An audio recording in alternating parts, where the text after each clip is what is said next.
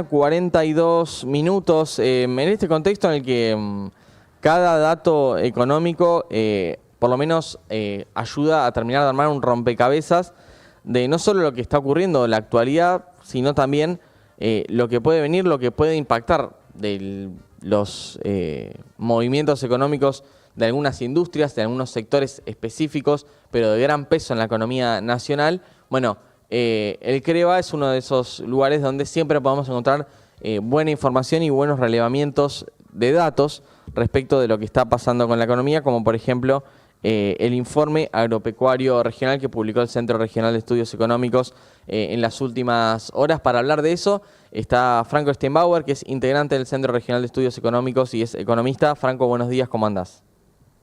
Hola, ¿qué tal? Buen día. Muchas gracias por la invitación y por el lugar para poder comunicar lo que hicimos esta semana. Bueno, Franco, la primera pregunta para dar un pantallazo y después irnos en temas y en aspectos más profundos del informe. ¿Qué es lo que ustedes destacan o los elementos que marcaron la economía agropecuaria regional este último trimestre respecto del último informe que había sido en enero? Bien, nosotros básicamente lo que hicimos en este informe fue mostrar más que nada una película de lo que venía pasando ya desde meses atrás, que el último trimestre, que básicamente la preocupación del sector agropecuario consiste en el atraso cambiario que se venía dando desde ya mediados de 2024 y además también la depresión de los precios internacionales. ¿A qué nos encontramos? Que básicamente, a medida que avanzaron los meses de 2025, la brecha contra el contado con liquidación del dólar exportador fue en crecimiento. Básicamente, en la primera semana de diciembre, la brecha consistía del 10,2% y se fue incrementando al 13% en enero y febrero, al 16% en marzo, y ya luego en abril se descontroló y alcanzó el 21%. ¿A qué se debió esto? Básicamente a que con los datos de inflación del mes, el gobierno decidió reducir la velocidad de crecimiento del tipo de cambio oficial, pasando del 2% del crawling peg al 1%. Eso básicamente generó, no solo en el sector, sino también en la economía en general, cierta expectativa de atraso cambiario, como venía diciendo, y de expectativa de devaluación. Si a eso además le sumamos lo que pasó el 2 de abril con las políticas comerciales anunciadas por Trump, que generó una fuerte depresión en los precios internacionales, encontramos que el sector estaba bastante apaleado durante los primeros meses. Ya con esta situación y con el nuevo acuerdo con el Fondo Internacional, la quita del cepo pareció una mejora a priori para el exportador agropecuario. Franco, ¿cuál es la situación hoy de precios internacionales? Y también consultarte si la situación actual o el panorama de precios internacionales hizo que quizás lo que generalmente llaman la liquidación o la entrada de dólares no haya variado tanto como se esperaba con estos cambios de la política cambiaria. Claro, sí, la depresión internacional básicamente hace ya varios meses se vienen dando. Esto se debe principalmente a cuestiones de oferta y demanda internacional, más que nada de oferta. Países como Estados Unidos, Canadá, con muy buen clima, por ejemplo, generaron cierta tensión, por ejemplo, en el precio del trigo y en muchos otros cultivos también sucede exactamente lo mismo. Las presiones internacionales, básicamente de la oferta, generan cierto malestar en el precio y eso combinado con la apreciación del peso en los últimos días, a partir de cuando se sacó el cepo, encontramos que el productor a priori pareciera tener un incremento en las exportaciones, un incremento en las liquidaciones, pero con la apreciación del peso, es decir, con la baja del precio del dólar, no pareciera, por lo menos, incrementar las liquidaciones que es lo que me preguntás.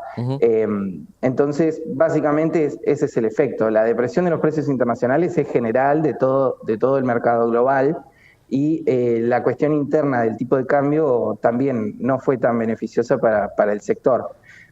Todavía igual hay que tomarlo con pinzas porque la medida, el análisis que hacemos en el informe también es muy cortoplacista, en el sentido de que, nada, pasaron muy pocos días desde la quita de restricciones cambiarias y bueno, eso se va a ver más en el largo plazo con datos oficiales acerca de cómo fueron las liquidaciones estos días. En términos de la previsión para la producción y para tomar decisiones a largo plazo, uno entiende que la unificación y la normalización del tipo de cambio es beneficioso, pero a su vez, bueno, no sé, uno ve reportes de otros centros de estudios o por ahí noticias, donde quizás el beneficio respecto a este blend que era de 80% tipo de cambio oficial, 20% contado con liqui, quizás le daba un margen al productor o al exportador un poco mayor a esto de la unificación cambiaria. ¿Vos qué crees que puede pasar en ese aspecto y también en términos de beneficio y perjuicio de una política a otra?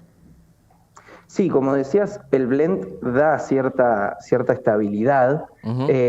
Si nosotros vemos el gráfico, por ejemplo, que está en el informe, el gráfico número 1, se ve esa evolución relativamente a la par del crawling peg, del 2% y del 1%. Entonces, como vos decís, el blend le da cierto beneficio al exportador en cuanto a previsibilidad. Pero como te digo, el precio, el tipo de cambio del dólar exportador, que era 80% dólar oficial y 20% de contado con liquidación, es un precio muy atrasado contra el dólar libre, que era el contado con liquidación en ese momento. La unificación permite básicamente eso, obtener un precio un poco mejor. Como te digo, esto se vio en los primeros días, cuando el peso tuvo una depreciación del 13%, por ejemplo, en el primer día después de la quita de restricciones. Y básicamente ese es el beneficio que tiene la quita del cepo, es el poder obtener un precio mayor al liquidar tus cultivos. Y el problema es que en flotación libre la cuestión se pone un poco más complicada, claro. Sobre todo porque el país está más afectado por los shocks externos. Franco, te llevo a dos puntos que ustedes suelen incluir en el análisis del informe agropecuario regional, que tiene que ver con el mundo ganadero y cómo se relaciona la variación del precio de la carne con el índice general de precios, el IPC, que ustedes también lo miden. ¿Ahí qué encontraron en el último informe? ¿Qué panorama, porque siempre es mirando para atrás, quedó de abril para atrás? Bien, sí, nosotros encontramos básicamente, lo vemos en un indicador que nosotros llamamos ratio productor góndola, que básicamente nos muestra el porcentaje de participación del sector ganadero en el precio final de la carne en la góndola. Lo que encontramos básicamente es que el precio de la carne en los últimos meses viene en incremento. ¿A qué se debe esto? A que la producción de carne, la faena, se encuentra muy reducida en comparación al año anterior. Entonces, básicamente a una oferta restrictiva o restringida y un consumo que aparentemente se fue reconstruyendo a partir de julio, encontramos que los precios de la hacienda fueron en incremento en los últimos meses. Si nosotros lo comparamos con el valor del IPC, si no me equivoco, el 30% de la variación del IPC, perdón, el 22% fue de variación del precio de la hacienda y se encontró 14 puntos por encima del IPC, que si no me equivoco fue del 6% en los últimos 3 meses. Básicamente eso fue lo que encontramos, que el precio de la hacienda creció muchísimo y eso fue lo que se reflejó en el consumo de las personas en un precio de góndola mucho más alto. Por eso también eso se condice con el otro análisis del poder adquisitivo de esto de medir salario mínimo por kilo de carne, ¿no? Algo así, Franco. Claro, exacto. Sí, eso también se condice. Básicamente es el mismo análisis. Si nosotros medimos el salario vital y móvil dividido por el precio de la carne el precio de la carne en góndola, nosotros encontramos que en los últimos 3 meses la caída fue muy significativa. ¿Esto a qué se debe? A que no solo el salario mínimo tiene una actualización muy precaria, Sí. sino que también el precio de la carne subió muchísimo en los últimos meses, especialmente en enero y febrero. Entonces encontramos una fuerte reducción y el indicador se ubica más o menos en los 27 kilos de carne por persona, en el poder adquisitivo del salario. ¿Eso por año?